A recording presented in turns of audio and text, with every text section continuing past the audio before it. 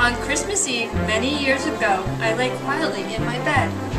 I did not rustle the sheets. I breathed slowly and silently. I was listening for a sound a friend had told me I'd hear. The ringing bells of Santa's sleigh. There's no Santa, my friend had insisted, but I knew he was wrong. Late that night I did hear sounds, though not of ringing bells. From outside came the sounds of hissing steam and squeaking metal. I looked through my window and saw a train standing perfectly still in front of my house. It was wrapped in an apron of steam. Snowflakes fell lightly around it. A conductor stood at the open door of one of the cars. He took a large pocket watch from his vest, then looked up at my window. I put on my slippers and robe. I tiptoed downstairs and out the door. "All aboard!" the conductor cried out. I ran up to him. "Well," he said, "are you coming?" "Where?" I asked. "Why, to the North Pole, of course," was his answer. "This is the Polar Express." I took his outstretched hand and he pulled me aboard. The train was filled with other children, all in their pajamas and nightgowns. We sang Christmas carols and ate candies with nougat centers as white as snow.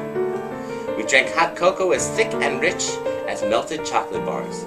Outside, the lights of towns and villages flickered in the distance as the Polar Express raced northward. Soon there were no more lights to be seen.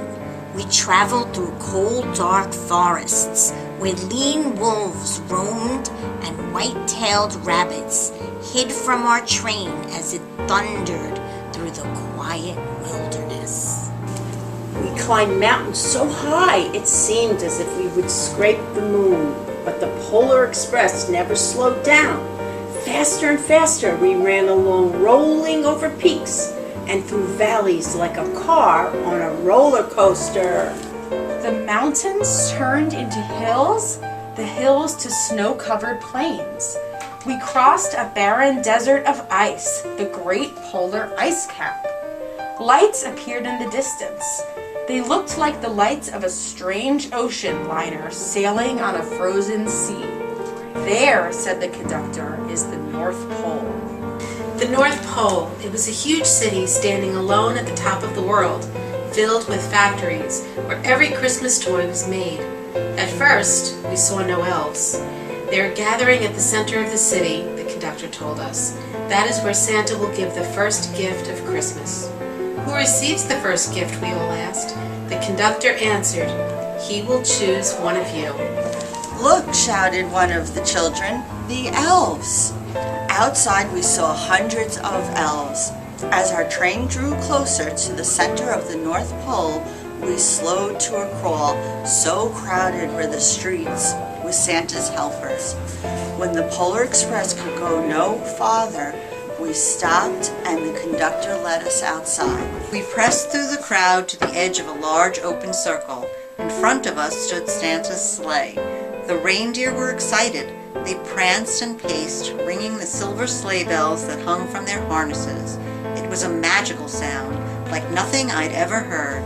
Across the circle, the elves moved apart and Santa Claus appeared. The elves cheered wildly. He marched over to us and, pointing to me, said, "Let's have this fellow here." He jumped into his sleigh.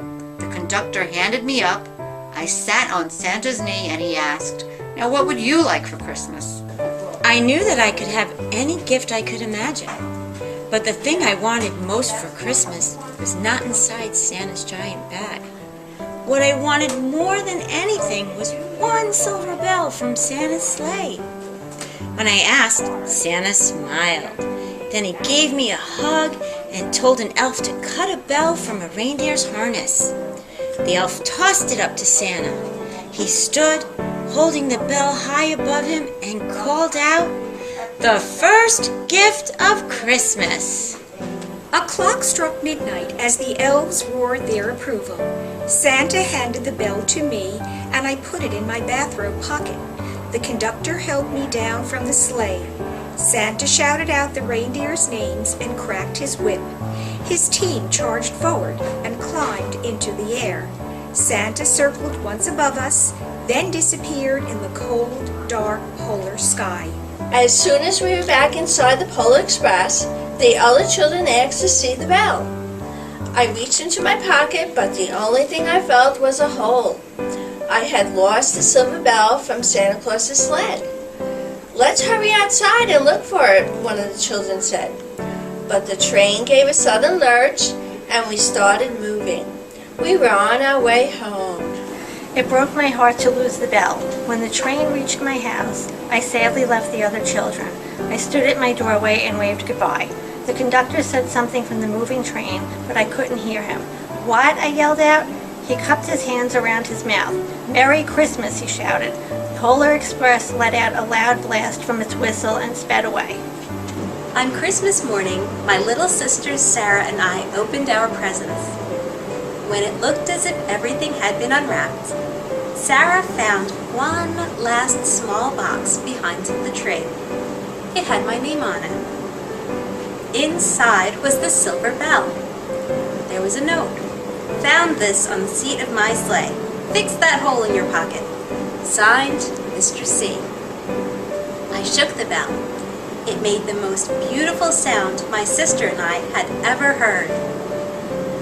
But my mother said, "Oh, that's too bad." "Yes," said my father, "it's broken." When I'd shaken the bell, my parents had not heard a sound.